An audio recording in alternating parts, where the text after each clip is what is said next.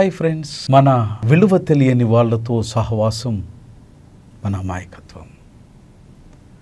మనతో కలవని మనస్సుతో ముందుకు వెళ్ళాలి అనుకోవడం మన మూర్ఖత్వం. మళ్ళీ మళ్ళీ ఎదురు చూసి నీకు ఎదురు రాని బంధాల కోసం అలాగే నిలబడి చూస్తున్నావంటే బహుశా అది నీ భ్రమ కాబోలు. విలువ లేని దాని యొక్క అవసరం ఎవరికీ ఉండదు. బంగారం కూడా అలా దొరుకుతుంది కాబట్టి దానికి విలువ ఎక్కువ.